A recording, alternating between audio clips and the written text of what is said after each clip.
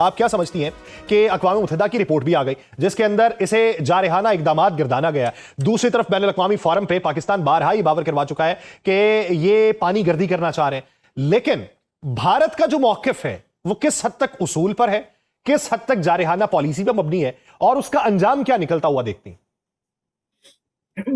دیکھیں یہ جو بھارت کا موقف ہے یہ کسی اصول پہ مبنی نہیں ہے.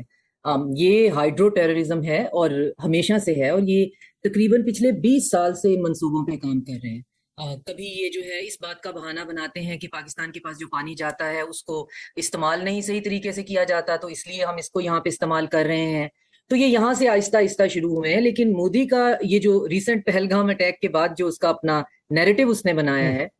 اس میں سر فہرست یہی تھا کہ میں جو انڈس واٹر ٹریٹی ہے اس کو ختم ہم کر دیں گے. اب اس میں مسئلہ یہ ہے کہ کہہ دینا ایک طرف ہے، ختم کر دینا ایک اور بات ہے. یہ ختم نہیں ہو سکتی ہے، اس میں صرف ٹیررزم ہو سکتی ہے جو کہ انڈیا کر رہا ہے. اور پلس یہ کہ اگر آپ میوچل یا بائیلیٹرل ٹریٹیز کے بارے میں بھی نہ سوچیں تو آپ یہ ذہن میں رکھیں کہ اگر جو ہے جو یونائٹڈ نیشنز ہے اس کا بھی ایک چارٹر جو ہے اس کے تحت بتایا گیا ہے کہ جو لوور رائپیرین ہے اس کے کیا رائٹس ہوتے ہیں، تو انڈیا جو ہے وہ پھر چائنا کی طرف سے بھی لوور رائپیرین بن رہا ہے. تو یہ اس کا ایک اور فلاڈ، ایک اور غلط اور بوگس قسم کا موو ہے.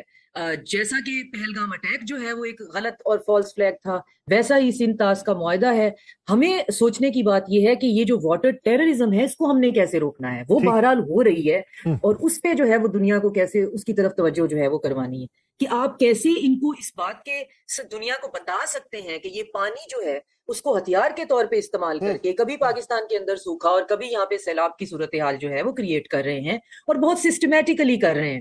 اور ان کو اگر یہ صورتحال یہ کریٹ کر رہے ہیں تو یہ تو پاکستان کے لیے ایک ایگریگیرین سوسائٹی کے لیے ہماری تو لائف لائن ہے، ہمارا تو بقا کا مسئلہ ہے. تو چائنا نے ان کو یہ